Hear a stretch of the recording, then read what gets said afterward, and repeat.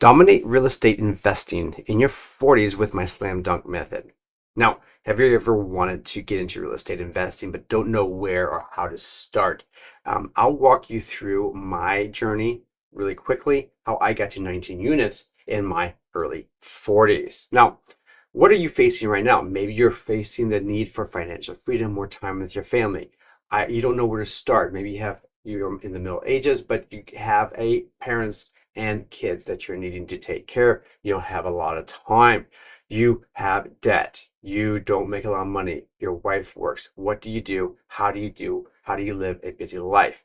Well, personally, I did not start with a lot of debt. I had no credit cards, etc. I was a renter. Fine. You can be a renter too. You can be a homeowner. It doesn't matter where you start. You just have to start.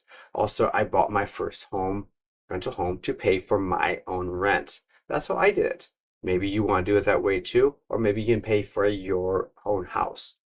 Now, I have a wife and stay-at-home kids, a stay-at-home wife and stay-at-home kids too. And I was able to get this all going with that. Now, she's actually helped me a lot. And as my kids get older, they're going to help me more and more as well. Now, how do I have 19 units and I have some more potentially on the way coming down the pike? How do I do this? Well, if you're interested in finding more videos like this in the future, please like this video. Please subscribe to this channel so you just don't miss out on future videos. I'd love to have you, and I'd love to have you on board with this channel. Okay, so you're interested in financial freedom. You want to get your life in order. You want to have maybe you have a lot of credit card debt. Maybe you are tight with your time. Maybe you have student debt. Maybe you have poor credit. Maybe you own a home, maybe rent. Like I said, doesn't matter how you do that. You have kids. You work full time. Your wife works full time. You have daycare. You have all these other financial responsibilities in your life too. How do you do this? You maybe even live in a high cost of living area. Now, this is a note for down the road in this video. You might want to move. Uh, you have zero knowledge and you barely even knew that you could actually get into the rental business.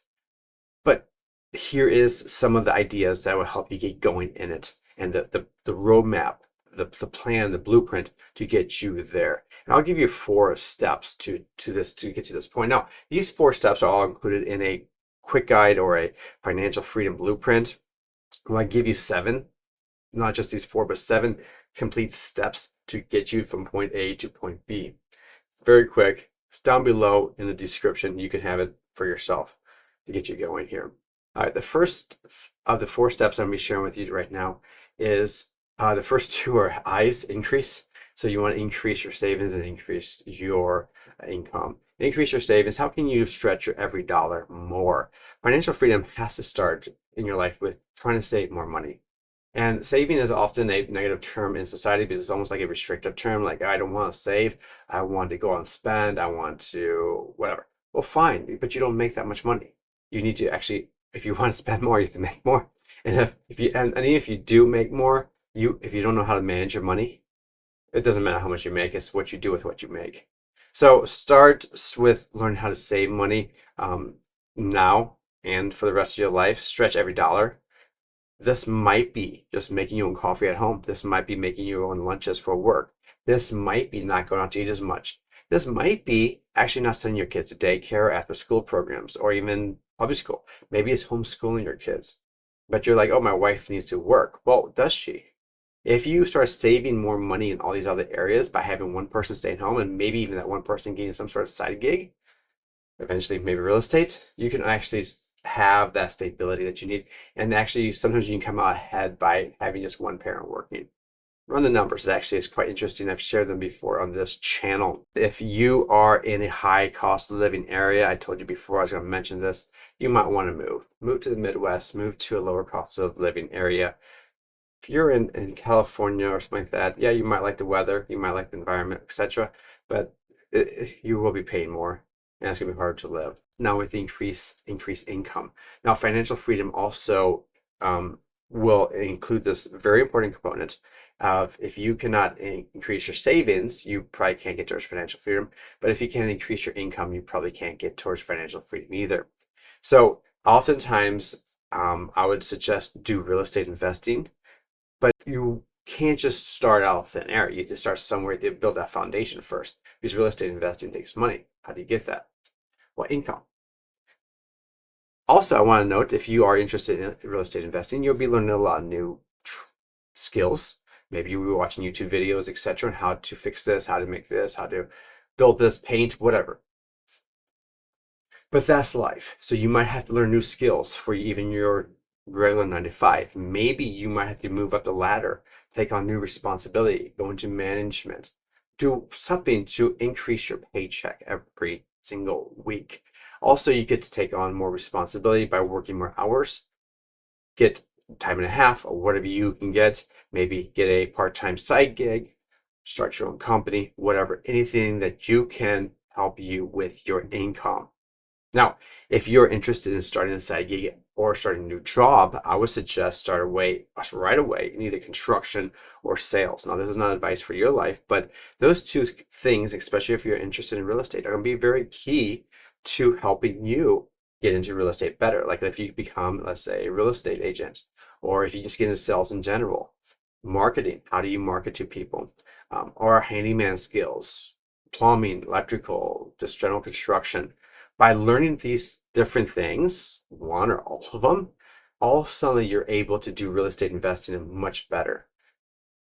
Again, there's many opportunities out there. You can be in finances or whatever. There's so many things out there that help towards real estate investing. All right, so we need to increase our income, increase our savings, increase our income. The next one is demolish and deployment. Demolish debt. I never had a lot of debt like I said before, so I never had to use the avalanche or snowball method, but you can use either one. Each one's kind of made for different types of personalities. If you are the type that needs that emotional incentive every once in a while to keep you moving, snowball, no doubt about it. If you're the type that says, hey, I have this massive debt, I'm committed, I'm singly focused, then you just go avalanche mode. Avalanche mode is when you're paying off the highest interest debt, pay off as fast as you can, and then go to the next highest interest debt. And then all along, you're paying all the minimums on all your credit cards. Snowball is you're paying off, let's say, the smallest one first. Doesn't matter in interest rate, you just pay off the smallest one first, pay that off, and take that extra, and just keep paying all your credit cards off the minimum fees. Just pay the minimum on all of them except for one, the smallest one. When that one's paid off, you put all your money now towards the next lowest one and the next lowest one. So it just keeps wrapping up into a snowball. All right. So this method of getting your finances in order, getting your credit increased, your credit score increased by paying off your debts. There's other ways of getting your credit to increase. You need that for the rental business, for the last step. And this is where we're going to deploy this money into our rental business or into our investing, if that's what you want to do. Now, where do you get the money for this? Well, number one, savings. If you have savings, you will need money at 20% down or 5% down, 3.5% down. It depends on the loan product you get for this new house you want to buy. But there's different ways of doing it. Oftentimes, I'd assume 20 to 25% down. If you have that amount of money ready to go, you'll be doing well. Where else you can get the money if you don't have a lot of savings? 401k loans. These are nice loans where all the interest goes right back into your account. So you're pretty much paying yourself to loan from yourself. A good habit to get into, by the way. You get house hack. The house hack is where you'd buy in a house, rent out other rooms, rent out other units. Let's say you buy a duplex or a fourplex, you live in one and you rent out the other ones to someone else. Or you could buy a rental grade house and say, hey, you live in it for 1 year, you buy it cheap, live in it for 1 year, fix up room by room, get it all cleaned up, move on out of there, rent it out, and then you go buy another house and do the exact same thing. You could do it that way too. Or you could do buy a fixer upper. This is going to be your home. You're living for 2 years. You fix it up over those 2 years, very much like the other way of doing it, except for this way, you're living in it for 2 years.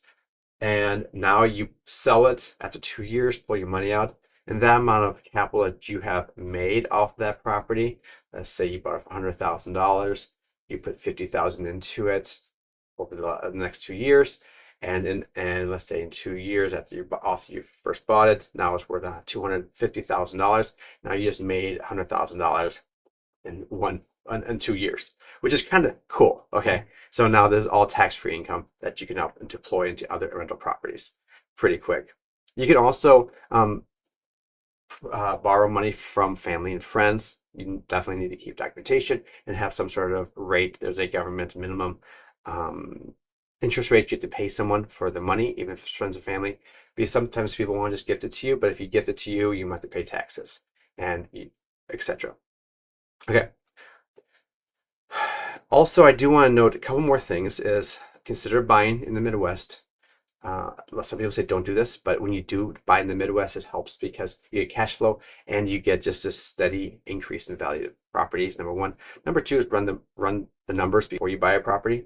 If you're not running numbers, if you don't know how to run numbers, follow along with the channel and I'll try to show you as time goes on. Also, remember that your first property or even your fifth property is not going to be a home run necessarily. That's one thing nice about properties is that you can sell it.